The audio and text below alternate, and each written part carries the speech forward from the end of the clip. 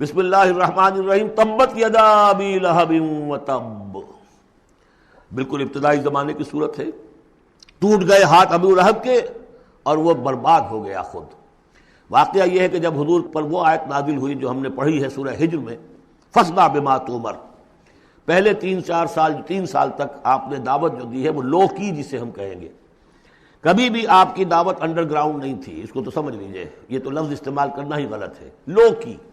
اور لو کی میں کیا تھا؟ پرسنل تعلق، پی پی کالز، لوگوں سے جن سے بھی تعلقات تھے، انفرادی گفتگو میں آپ اپنی دعوت پیش کر رہے تھے۔ پھر حکم آ گیا فاصدع بما تؤمر، اب ڈنکے کی چوٹ کہیے۔ تو آپ کھڑے ہوئے کوہ صفا پر، آپ نے نعرہ لگایا وا صباحا، یہ وہاں کا دستور تھا، تفصیل سے میں یہ بیان کر چکا ہوں، سارا واقعہ بیان نہیں کر سکتا۔ تو اس وقت لوگ لپک کر آئے اور ابو لہب بھی آیا، آپ کا چچا۔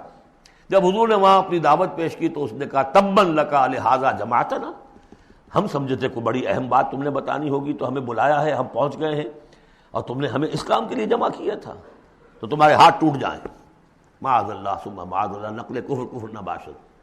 چونکہ حضور بنو ہاشم کو 2 دفعہ گھر بلا کر کھانا کھلا چکے تھے، تو اسے تو معلوم تھا یہ دعوت کیا تھی، لیکن یہ جو طریقہ آپ نے اختیار کیا تھا وہ تھا جیسا کہ وہاں پر عام الارم کے طور پر ہوتا تھا کہ کوئی فوج کی خبر آئے، کوئی فوج حملہ آور ہونے والی ہے، تو جس شخص کے پاس بھی وہ خبر پہنچ جائے وہ کپڑے اتار کے مادر ذات برہنہ ہو کر کسی اونچے مقام پر کھڑا ہو کر نعرہ مارتا تھا وا صباحا، ہائے وہ صبح جو آنے والی ہے، غارت گری والی صبح۔ تب لوگ سب دوڑتے تھے، جہاں تک آواز پہنچ گئی، جہاں تک نگاہ دیکھ رہی ہے کہ ننگا کھڑا ہوا ایک آدمی اونچائی کے اوپر، دوڑتے تھے لوگ کہ کیا خبر ہے اس کے پاس۔ حضور معاذ اللہ ننگے ہونے کا کوئی سوال نہیں تھا، لیکن آپ نے آدھی بات ان کی اختیار کر لی جس کے اندر کوئی قباحت نہیں ہے، کہ آپ کھڑے ہوئے اور آپ نے وا صباحا کا نعرہ لگایا۔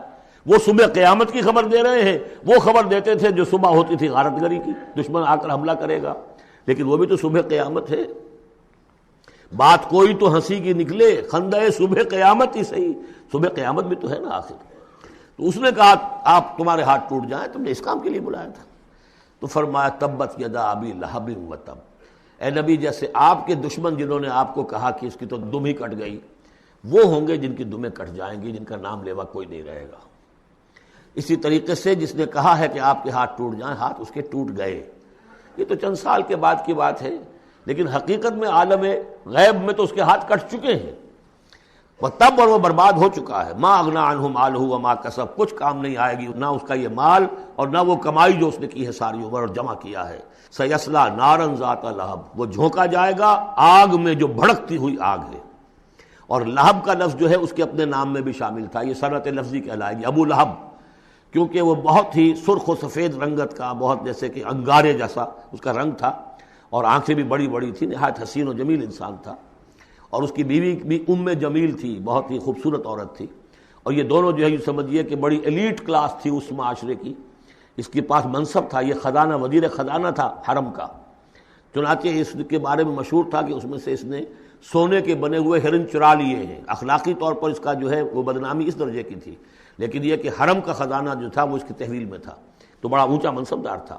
تو اس کے لیے یہ کہا کہ جیسے یہ دہکتا ہوا انگارہ ہے، اس کو رنگ ہم نے دیا ہے، ایسی ہی دہکتی ہوئی آگ میں ہم اس کو جھونکیں گے۔ وامرأتہ، اور اس کی بیوی کو بھی۔ کیوں؟ یہ بھی اتنی ہی دشمن تھی حضور کی جتنا کہ ابو لہب دشمن تھا حضور کا، بلکہ یہ کہنا مشکل ہے کہ بیوی زیادہ دشمن تھی یا یہ کہ یہ شوہر زیادہ دشمن تھا، دونوں۔ اور میں بتا چکا ہوں آپ کو سورہ تحریم میں جو 3 مثالیں آئی تھی، بہترین عورت بدترین مرد کے گھر میں، فرعون کی بیوی آسیہ، بدترین عورتیں بہترین لوگوں کے گھر میں، بیوی حضرت نوح کی اور بیوی حضرت لوط کی۔ ایک وہ جو نیک سرشت تھی اور نبی کی گود میں پلی، وہ حضرت مریم سلام علیہا، اور یہ بدترین شوہر اور بدترین بیوی۔ وامرأتہ حمالۃ الحطب، جو اٹھانے والی ہوگی ایندھن کو۔